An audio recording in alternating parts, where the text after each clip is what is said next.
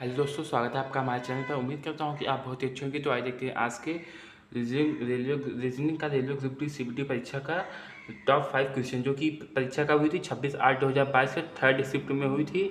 और ये इस सेट का पार्ट चौथा है। इसके पहले 3 पार्ट आ चुके हैं। इस चौथे पार्ट में देखते हैं आज की पहली सवाल, जो कि सवाल नंबर है 60 नंबर सवाल। इस सवाल में क्या कह रहा है? एक कॉलेज में art room, library, gym, lab, store room, staff room और क्लासरूम एक ही इमारत के 7 अलग अलग मंजिल पर स्थित है। मतलब एक ही इमारत में सातों अलग अलग मंजिल पे है। इमारत में सबसे नीचे वाली मंजिल का क्रमांक 1 है, उसके ऊपर वाली मंजिल का क्रमांक 2 है और इसी तरह सबसे ऊपर वाली मंजिल का क्रमांक 7 है। मतलब 7 इमारत है, नीचे से सबका गिनती करी गई है। नीचे से 1, उसके ऊपर 2, उसके ऊपर 3। तो यहाँ पे 7 इमारत बना लेते हैं। देखिए, ये हमारी इमारत हो गई। तो यहाँ पे क्या किया है? 1 2 3 4 5 6 7 फ्लोर बनाया। सातों में अलग अलग चीज़ें हैं। सातों फ्लोर का नाम भी कर दिया गया है। ये फर्स्ट फ्लोर, ये सेकंड फ्लोर, ये थर्ड फ्लोर, ये फोर्थ, 5, 6 एंड 7 फ्लोर बना दिया है इसमें। ठीक है, यहाँ तक तो हो गया। मंजिल वाली क्रमांक, सबसे ऊपर वाली मंजिल का क्रमांक कितना? 7 है। सबसे ऊपर वाली मंजिल का क्रमांक 7 है। आगे क्या कर रहे हैं? लाइब्रेरी के नीचे अन्य कोई मंजिल नहीं है। मतलब लाइब्रेरी के नीचे कोई मंजिल ही नहीं है। मतलब लाइब्रेरी कहाँ बनाया जाए? अगर लाइब्रेरी यहाँ बना देते, इसके नीचे कोई मंजिल नहीं आएगी। ठीक, तो वो यही कह रहा है कि लाइब्रेरी के नीचे कोई मंजिल नहीं है। अगर हम लाइब्रेरी को मान लीजिए यहाँ बना दें तो इसके नीचे कईयों मंजिल आ जाएंगी। तो मंजिल हमें वहाँ चुनना है, लाइब्रेरी जहाँ पे मंजिल ना हो। तो सबसे नीचे क्या है? लाइब्रेरी। ठीक, तो ये हो गया हमारा लाइब्रेरी का ऑप्शन हो गया। उसके बाद क्या कह रहा है? अन्य मंजिल नहीं यहाँ तक हो गया। और लाइब्रेरी जिम के ठीक नीचे है। जो लाइब्रेरी है वो जिम के नीचे है। मतलब जिम कहाँ? इसके ऊपर वाले फ्लोर पे जिम है, उसके ठीक नीचे क्या है? लाइब्रेरी है। अब आगे क्या कर रहा है? जिम और क्लासरूम के बीच केवल 2 मंजिलें हैं। जिम और क्लासरूम के बीच केवल 2 मंजिलें हैं। मतलब जिम से लेकर के 2 क्लासरूम को छोड़ करके तीसरे क्लासरूम पे क्या है? तीसरे मंजिल पे क्या है? क्लासरूम। यहाँ कह रहा है ना, जिम और क्लासरूम के बीच में 2 मंजिल है। अगर हम क्लासरूम को यहाँ बना दें तो 1 2 फ्लोर आ जाएंगे जिम और क्लासरूम के बीच में। तो यहाँ पे क्या जाएगा? क्लासरूम। ठीक, अब आगे क्या कह रहा है? लैब और स्टाफ रूम दोनों सम क्रमांक वाली मंजिल पर है। सम क्रमांक मतलब 2 4 6, 2 4 6। यहाँ पर क्या हो सकता है सम क्रमांक में? लैब और स्टाफ रूम। तो एक तो सम क्रमांक है 2, इसमें जिम फुल हो चुका है। तो यहाँ पे क्या आ जाएगा? यहाँ पे या तो लैब आ जाएगा या फिर स्टाफ रूम आ जाएगा, या फिर इस वाले पे लैब या स्टाफ रूम आ जाएगा। ठीक, अभी यहाँ पे हमने लिखा नहीं है क्योंकि अभी इसके जगह को कंफर्म नहीं किया। आगे कहीं कंफर्म करेगा। आगे क्या कर रहे हैं? स्टोर रूम और आर्ट रूम के बीच केवल 3 मंजिलें हैं। स्टोर रूम और आर्ट रूम के बीच में केवल 3 मंजिलें हैं। अगर हम स्टोर रूम को यहाँ पे बना दें तीसरे पे, तो आर्ट रूम कहाँ बनेगा? 7वें पे जाके बनेगा। और इसके बीच में 1 2 3 मंजिलें होंगी। ठीक है, यहाँ पे क्या करा? स्टोर रूम और आर्ट रूम के बीच केवल 3 मंजिलें हैं। स्टोर रूम लैब के ठीक नीचे है। जो स्टोर रूम है वो लैब के ठीक नीचे है। ठीक, अगर हम लैब को यहाँ बना दें तो लैब पे ठीक नीचे क्या आ जाएगा? Store room. जो कि यहाँ पे भी बता रहा था, स्टोर रूम यहीं पे आएगा क्योंकि स्टोर रूम या तो यहाँ आ सकता है, सॉरी स्टोर रूम यहीं पे आएगा क्योंकि स्टोर रूम और आर्ट रूम के बीच में क्या है कि 3 मंजिलें हैं। 1 2 3 मंजिलें हो गई। तो यहाँ पे हम क्या बनाएंगे? Art room. ठीक, आगे क्या कह रहा है? स्टोर रूम लैब के ठीक नीचे। निम्नलिखित में से कौन सा मंजिल क्रमांक 4 पर है? कौन सा मंजिल क्रमांक 4 पर है? जो देखिए यहाँ पर कौन बच्चा कौन है? देखिए, इतने हो गए। बच्चा क्या है यहाँ पर? यहाँ पे बच्चा होगा हमारा स्टाफ रूम, क्योंकि लैब तो यहाँ पे हो गया। ठीक, अब स्टाफ रूम यहाँ पे जाएगा। तो स्टाफ रूम यहाँ पे हो गया।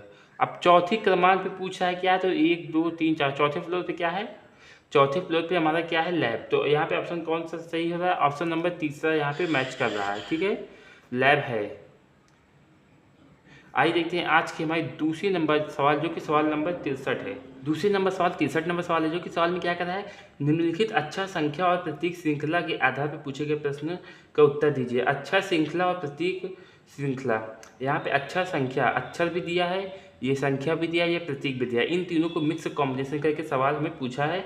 अब सवाल में पूछा क्या है कि उक्त श्रृंखला में ऐसे कितने प्रतीक हैं? प्रतीक के बारे में पूछ रहा है जिसमें से प्रत्येक के ठीक पहले एक अक्षर और उसके ठीक बाद एक संख्या हो। ऐसे कितने प्रतीक हैं जिसके पहले एक अक्षर और लास्ट में एक संख्या हो? तो सबसे पहले प्रतीक को खोजेंगे, फिर उसके पहले एक अक्षर को देखेंगे, यहाँ पे दिया है ना अक्षर, उसके बाद एक संख्या। जैसे यहाँ पे कोई प्रतीक दिख रहा है, ये प्रतीक ये है एक, इसके पहले क्या कोई अक्षर है या अक्षर है और संख्या उसके बाद, हाँ तो ये पहला हमारा मिल गया एक। और कितनी ऐसी संख्याएं हैं, ऐसे कितने हैं, तो दूसरा देखते हैं, यहाँ पे भी प्रतीक है लेकिन इसके पहले यहाँ पे संख्या आ गई तो ये नहीं मान्य होगा। अब यहाँ पर भी ये प्रतीक परसेंटेज का है, इसके पहले क्या है एक अक्षर है, लास्ट में एक संख्या है, तो यहाँ पर भी हमारा मैच कर गया, तो ये भी सही है। आगे क्या कर रहा है, यहाँ पर एक प्रतीक है, इसके पहले संख्या है, इसके बाद भी संख्या है, ये नहीं माना जाएगा। अब ये यहाँ पर प्रतीक है, इसके पहले क्या है एक अक्षर, इसके बाद में ये देखिए दो एक क्या है संख्या है, तो ये भी हमारा हो गया। अब आगे देखिए कोई प्रतीक दिख रहा है, ये प्रतीक है @ इसके पहले क्या है एक अक्षर है, इसके बाद क्या होनी चाहिए संख्या, लेकिन यहाँ पे क्या है अक्षर है, तो ये हमारा मान्य नहीं होगा। अब यहाँ पे हैश देखिए, हैश है, इसके पहले क्या है एक अक्षर है और इसके बाद में एक संख्या है, तो ये भी हो जाएगा। आगे देखिए ये इसके पहले भी एक अक्षर है, इसके बाद भी एक अक्षर, ये यस है, ठीक है, तो ये नहीं मानना होगा। कुल कितनी संख्या है, कुल कितने प्रतीक है जिसके पहले एक अक्षर और लास्ट में एक संख्या है, तो 1 2 3 4 ऐसे 4 प्रतीक हैं जिसके पहले क्या है एक अक्षर और बाद में एक संख्या है। तो ऑप्शन नंबर कौन सा सही होगा, ऑप्शन नंबर हमारा यहाँ पे तीसरा सही हो जाएगा। ठीक, आज के हमारे तीसरी नंबर सवाल नंबर 66 है। इसमें क्या पूछा है, उस विकल्प का चयन कीजिए जिसका पांचवी संख्या से वही संबंध है जो दूसरी संख्या का पहली संख्या से और चौथी संख्या का तीसरी संख्या से है। तो इसमें हमें क्या करना है, सबसे पहले इसके बीच के अंतर को निकालेंगे। क्या अंतर में कोई हमें क्लू मिल रहा है जो इसके बीच के संबंध को निकाल पाएँ।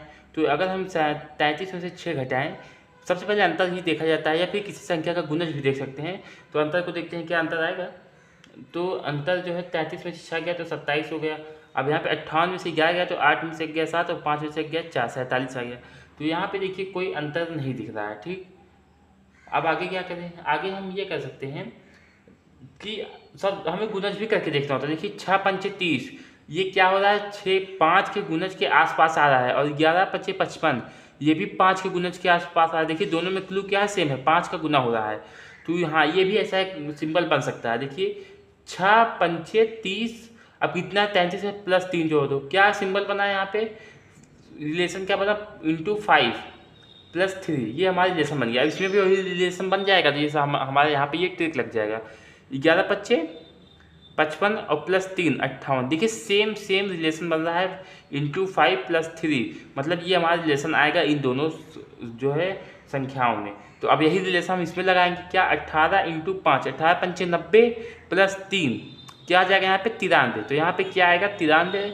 सवाल ऑप्शन नंबर कौन सही है, ऑप्शन नंबर यहाँ पे चौथा सही है। ठीक, आइए दोस्तों देखते हैं आज की हमारी चौथी नंबर सवाल, जो कि सवाल नंबर 71 है। इसमें क्या पूछा है, 1 से 8 तक नामांकित 8 विद्यार्थी एक वृत्ताकार मेज के परितः केंद्र की ओर मुख करके बैठे हैं। तो 8 विद्यार्थियों को हमने यहाँ पे एक वृत्त बनाया, उसके अंदर ये यहाँ पे केंद्र है, इसकी तरफ हमने बैठा दिया है। ठीक है, सबको 1 2 3 4 5 6 7 8 सभी 8 विद्यार्थियों को केंद्र की ओर बैठा दिया है। अच्छा ये बताइए, जब कोई व्यक्ति उत्तर की ओर मुख करके बैठता है तो उसका जो दाहिना हाथ किस तरफ होता है, वो पूर्व साइड में होता है। तो ये व्यक्ति उत्तर की ओर मुँह करके बैठा हुआ है, ये उत्तर है इस तरफ ऊपर, और इसका दाहिना जो है वो पूर्व की ओर है। तो सभी का दाहिना क्या होगा, ऐसे बनता हुआ चला जाएगा। जैसे इसका यहाँ पे, इसका यहाँ पे, इसका यहाँ पे, इसका यहाँ पे, इसका यहाँ पे। अब मान लीजिए कोई व्यक्ति दक्षिण की ओर बैठा है तो उसका दाहिना किस तरफ होता है, पश्चिम की तरफ होता है। देखिए ये इसका दाहिना पश्चिम की तरफ है। ठीक, तो ये हो गया हमारा वृत्ताकार मेज, और इसके मतलब चारों ओर हमने 8 लोगों को बिठा दिया है। अब सभी का दायां बायां निकाल लिया है। अब सवाल में क्या क्या रहा है, एक जो है 8 और 2 दोनों को ठीक बगल में बैठा है। एक कहाँ बैठा है, 8 और 2 के बगल में बैठा है, तो हम यहाँ पे 1 को बिठा देते हैं। अब इसके बगल में 8 और 2 को बिठा देते हैं। अब देखिए यहाँ पे सवाल में ये नहीं कहा है कि एक के दाईं ओर 8 बैठा है और एक के बाईं ओर 2 बैठा है, तो यहाँ पे हमें स्थिति कंफर्म नहीं है। तो हम 2 या 8 को यहाँ बिठा सकते हैं, या 2 या 8 को यहाँ बिठा सकते हैं, लेकिन इन दोनों की स्थिति कंफर्म है कि कहीं ना कहीं ये दोनों इसी स्थान पे बैठेंगे। तो एक की स्थिति भी कंफर्म हो गई। ये हो गया हमारा सवाल। आगे क्या करना है, 3 जो है एक के दाईं ओर दूसरे स्थान बैठा है। देखिए 3 की स्थिति बता दी कंफर्म कि 3 कहाँ बैठा है, एक के दाईं ओर दूसरे स्थान पे। दायां किस साइड है, ये जिस तरफ गिनती इस तरफ दायां है। अब दाईं ओर कौन से स्थान पे, दूसरे स्थान पे। पहला स्थान ये है, दूसरा स्थान ये है, यहाँ पे कौन बैठा है, 3 बैठा है। ठीक, अब आगे क्या कर रहा है, एक जो है 7 के दाईं ओर दूसरे स्थान पे बैठा है, 7 के दाईं ओर।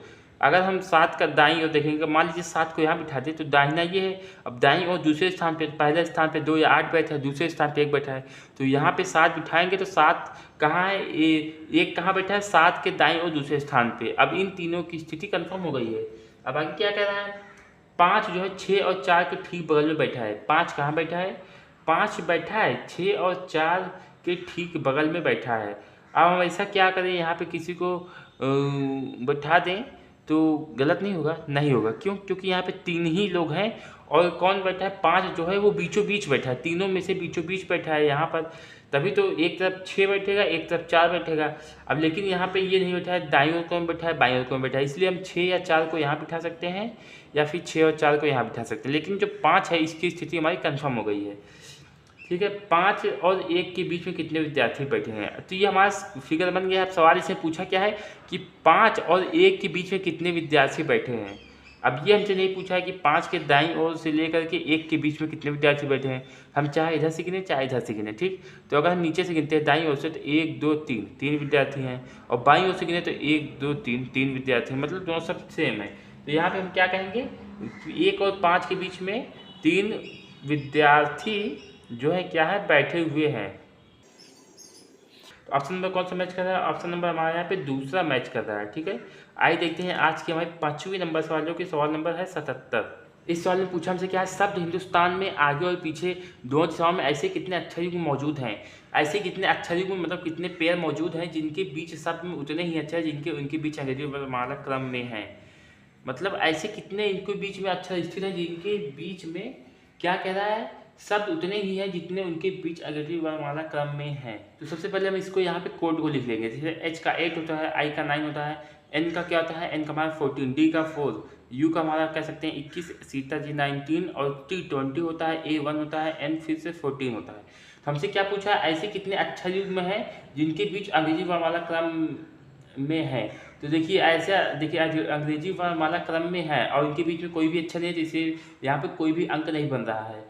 ठीक, अब आगे क्या कह रहा है कि जितने अंक हों, जितने अक्षर हो, उनके बीच में उतने जो है क्रम भी होने चाहिए, वर्णमाला क्रम में भी होना चाहिए। जैसे 1 और 8, तो 1 2 3 4 5 6 7, 1 2 3 4 5 6 7 8।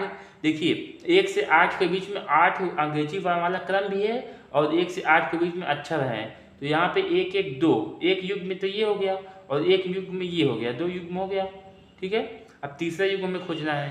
तो यहाँ पे हम क्या करेंगे कि देखिए ये 19 और 20 अंग्रेजी वर्णमाला जितने क्रम हैं उतने इसके बीच में गैप है। मतलब कि जैसे 1 से 8 के बीच में 8 गैप होना चाहिए, तो 8 गैप है। देखिए यहाँ पे, अब यहाँ पे भी 19 से 20 के बीच में 1 गैप है। तो मतलब जितने क्रम है उतने अक्षर भी होने चाहिए। तो ये 3 युग्म हो गया। ठीक, तो ऑप्शन नंबर हमारे यहाँ पे कौन सा मैच कर रहा है, ऑप्शन नंबर यहाँ पे हमारा दूसरा मैच कर रहा है। यहाँ पे हमसे क्या कहा था, जिनके बीच शब्द में उतने ही अक्षर हो। देखिए जिनके बीच शब्द में उतने ही अक्षर हो, देखिए इनके बीच में कोई अक्षर नहीं है तो इनके बीच में कोई भी गैप नहीं है। 8 और सीधे 9 आ गया, यहाँ पे 10 तो आया नहीं है।